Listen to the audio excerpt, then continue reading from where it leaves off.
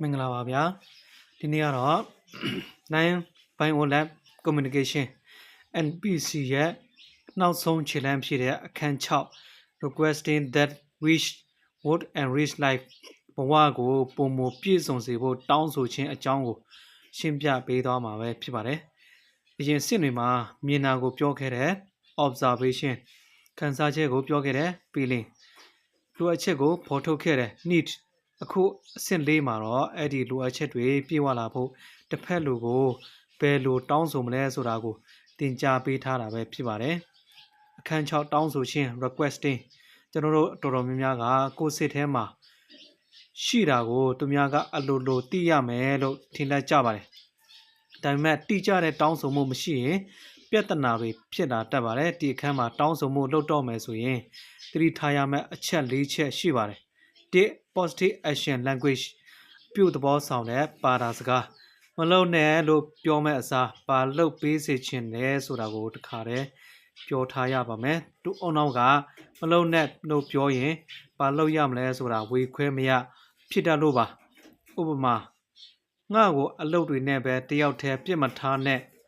ဒါမလုပ်စေချင်တာကိုပြောတာပါနောက်တစ်ခုဥပမာက NPC နီလန်အရာဘယ်လိုပြောရမလဲဆိုရင်တပတ်မှာတရက်လောက်တော့ငါတို့အတူတူအပြင်သွားရအောင်ဒါကလှုပ်စေချင်တာကိုအပြုသဘောနဲ့တောင်းဆိုတာပါနှစ်တိကျသေချာပါစေရေဘူးရဆန်တဲ့စကလုံးတွေကိုရှောင်ရမယ်ငါ့ကိုလေးစားပါအလုပ်ကိုစူးစမ်းပါဆိုတဲ့စကလုံးတွေကလူတစ်ယောက်နဲ့တစ်ယောက်အတိတ်ပဲဖွင့်ဆိုပုံချင်းကမတူနိုင်ပါဘူးဥပမာအမှားကငါ့ကိုနည်းနည်းလောက်လွတ်လပ်ခွင့်ပေးပါဦးဥပမာအမှန် NPC နေတဲ့အရာဆိုရင်ငါဆက်ဖက်နေတဲ့အချိန်15မိနစ်လောက်ခဏလေးတိတ်လေးနေပေးလို့ရမလားနံပါတ်3တောင်းဆိုချက်ကတောင်းဆိုချက်ကိုပြန်ပြောခိုင်းခြင်းတခါတလေကျွန်တော်တို့ပြောလိုက်တဲ့စကားကတစ်ဖက်လူစီရောက်တဲ့ခါမှာအတိတ်ပဲလွဲသွားတတ်ပါတယ်ဒါကြောင့်ငါပြောတာကိုနင်ဘယ်လိုနားလည်သွားလဲဆိုတာကိုပြန်မေးဖို့လိုပါတယ်ဒီလိုနည်းလမ်းသုံးလို့ရပါတယ်ငါပြောတာရှင်းရလားလို့မေးမဲ့အစားငါရဲ့တောင်းဆိုချက်ကဘာဖြစ်မလဲဆိုတာနင်နားလည်တဲ့လောက်ပြန်ပြောပြပေးပါလားလို့ယဉ်ယဉ်ကျေးကျေးမေးလို့ရပါတယ်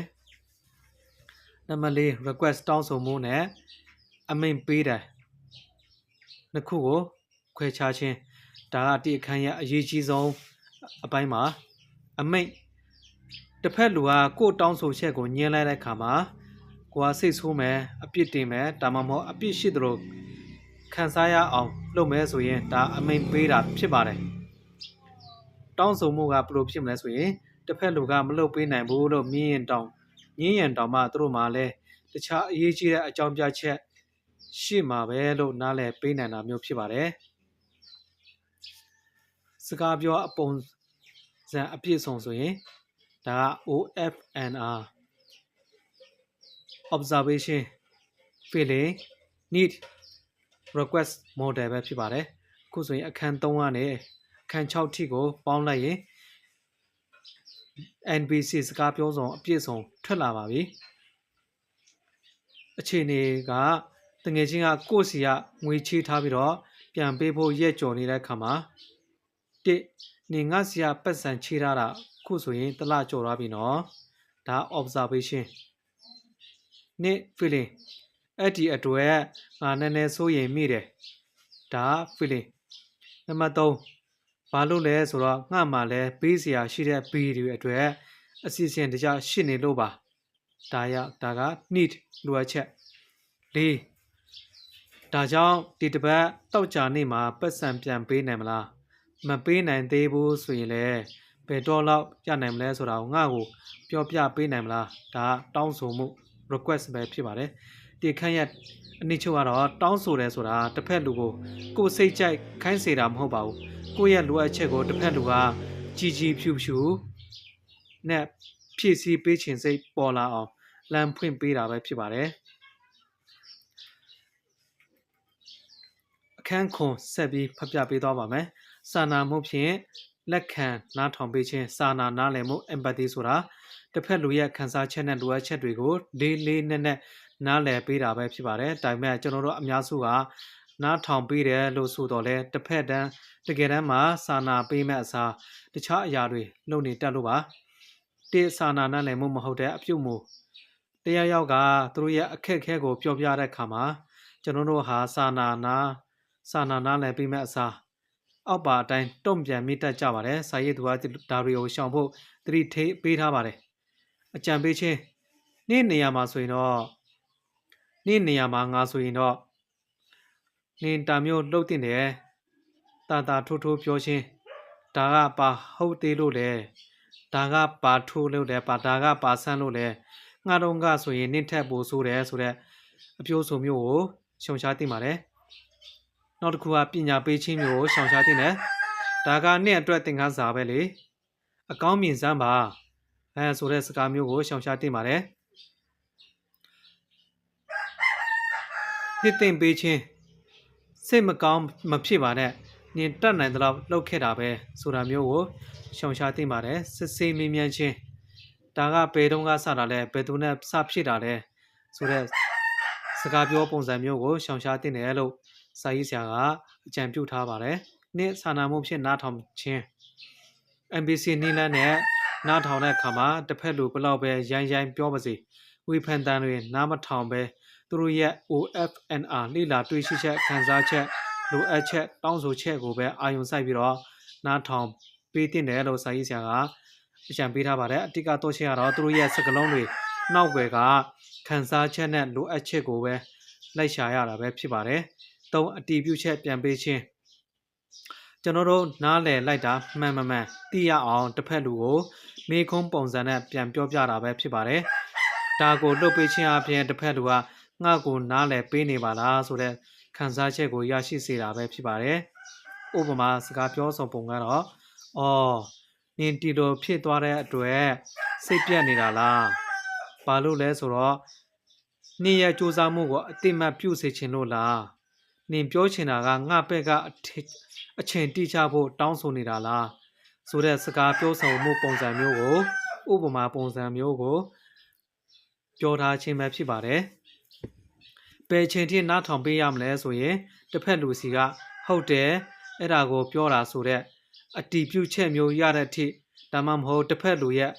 ကိုဟန်အမူအရာကတင်းမာမှုတွေရော့ကျသွားတာမျိုးတက်ပြင်းချလိုက်တဲ့အထိနားထောင်ပေးဖို့လိုအပ်ပါတယ်။စကားပြောတဲ့ပုံစံနမူနာကတော့တကယ်ချင်းငါဒီအလုပ်ကိုတကယ်စိတ်ကုန်နေပြီဘယ်သူမှလည်းငါ့ကိုမကူညီကြဘူးဒီစကားပြောတဲ့ပုံစံကတာမန်တုံ့ပြန်မှုဘာဖြစ်မလဲဆိုရင်အကြံပေးတာပဲပေါ့နော်အလုပ်ထွက်လိုက်လေဒါမှမဟုတ်နေရာလဲအလုပ်ဆိုတာဒီလိုပဲလေလို့ပြောတတ်ကြပါတယ် MPC နီးတဲ့အရာဘယ်လိုတုံ့ပြန်မလဲဆိုရင်အလုပ်မှာအကူအညီမရလို့နင်အရန်ပင်ပန်းပြီးစိတ်ပြတ်နေတာလားနင်ကတခြားသူတွေနဲ့ပူပေါင်းပြီးတော့လှုပ်ချင်တဲ့လိုအပ်ချက်ရှိနေလို့လားဆိုတဲ့ပုံစံမျိုးကိုပြန်ပြောင်းပြီးတော့ပြောလို့ရပါတယ်ဒီအခန်းရဲ့အနည်းချုပ်ကဘာဖြစ်မလဲဆိုရင်နားထောင်တယ်ဆိုတာတစ်ဖက်လူရဲ့ပြဿနာကိုဖြေရှင်းပေးဖို့မဟုတ်ပါဘူးသူတို့ရဲ့ခံစားချက်နဲ့လိုအပ်ချက်တွေကိုရှင်းနေပေးခြင်းတက်ပါပဲတစ်ဖက်လူကနားလည်ခံရပြီလို့ခံစားရတဲ့အခါမှာသူတို့ရဲ့စိတ်တန်ရာတွေဟာအလိုလိုပြေလျော့သွားတတ်ပါတယ်ဒီအခန်းကိုဖတ်ပြခြင်းအပြင်လူတွေနဲ့ဆက်ဆံမှုပုံစံတွေဟာကျွန်တော်တို့ငယ်ငယ်တုန်းကတင်ပေးခဲ့တဲ့ပုံစံမျိုးမဟုတ်ဘဲနဲ့တစ်ဖက်လူကိုနားထောင်ပေးခြင်းသူတို့ရဲ့ခံစားချက်သူတို့တွေ့ရှိချက်ခံစားချက်တောင်းဆိုချက်တွေကိုသူတို့ရဲ့အရင်းအမြစ်ဖြစ်နေတဲ့ပြဿနာအရင်းမြစ်ကိုကျွန်တော်တို့လိုက်ရှာပေးဖို့လိုအပ်ပါတယ်ဒီလိုက်ရှာနေတဲ့အချိန်မှာကျွန်တော်တို့စာနားလည်သဘောပေါက်စေတဲ့အပြုမှုပုံစံမျိုးနဲ့နားထောင်ပေးတယ်ဆိုရင်သူတို့ရဲ့စိတ်တန်ရာမဖြစ်ဘဲနဲ့သူတို့ရဲ့ခံစားချက်ကိုဖွင့်ထုတ်ပေးတဲ့ပုံစံမျိုးကိုနားထောင်ပေးခြင်းအပြင်ကျွန်တော်တို့ဆက်ဆံရေးကို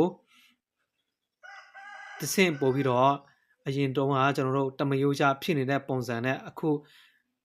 ဒီ MPC Non-Violent Communication စာအုပ်တင်ပေးတဲ့အတိုင်းနည်းလမ်း